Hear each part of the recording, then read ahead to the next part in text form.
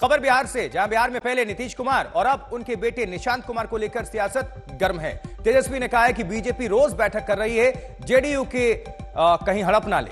कहा कि वो नहीं चाहते कि निशांत कुमार राजनीति में आए। तो जेडीयू का कहना है कि नीतीश कुमार ही कोई फैसला करेंगे। तो बीजेपी की दलील है कि जेडीयू का फैसला जेडीयू करे। नीतीश के बेटे की पारी, अब इसको लेकर अटकलें तेज और सियासत, बयानबाजी, ये सब कुछ देखने को मिल रहा है बिहार में। निशांत पर फैसला नीतीश कुमार ही करेंगे, ये कहना है पार्टी का, जेडीयू का।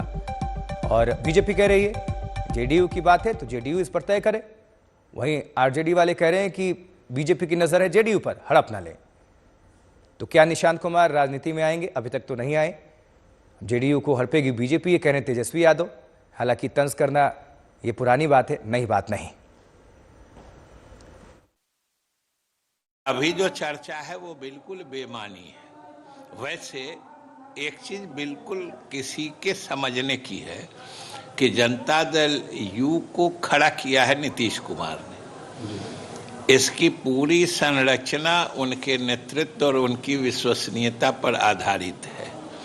इस दल से जुड़ा कोई नेता हो या कार्यकर्ता हो, उसके सर्वमान्य नेता वही है।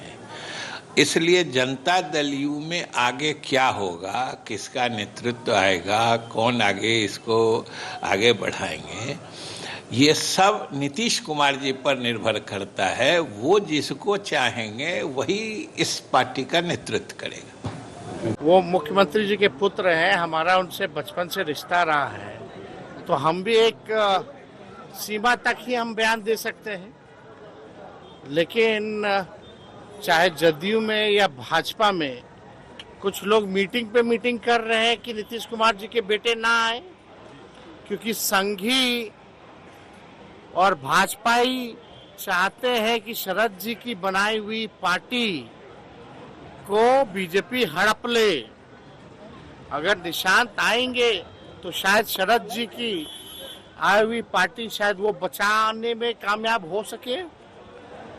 और इसी के डर से कि निशांत आए ना राजनीति में, इसलिए कुछ भाजपा जदयू के मंत्री, बड़े 2-4 नेता लोग मिलकर के बैठक कर रहे। रोहित सिंह पटना से हमारे संवाददाता जुड़ चुके हैं। रोहित, ये पहली बार नहीं है कि हर विधानसभा चुनाव से पहले निशांत को लेकर चर्चा होती रही है, लेकिन इस बार क्या खास है और इस बार जोर क्यों पकड़ रही है ये खबर?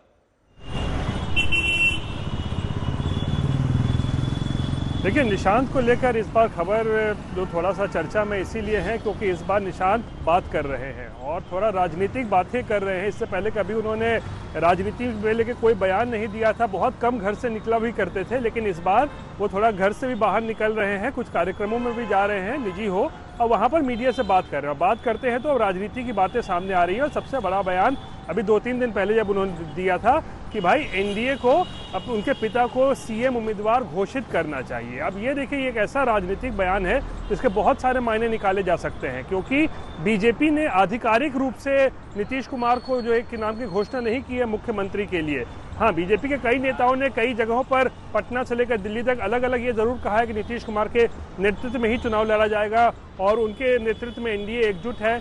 लेकिन निशांत कुमार को शायद अब राजनीतिक इतनी सूझबूझ हो गई है कि वो इस बात को उन्हें अंदेशा है कि कहीं महाराष्ट्र और शिंदे जैसी घटना उनके पिता के साथ ना हो जाए, इसीलिए वो अब एक आधिकारिक घोषणा चाहते हैं कि भाई एनडीए को चाहिए कि नीतीश कुमार को, उनके पिता को सीएम उम्मीदवार घोषित करें, सीएम का चेहरा बनाए।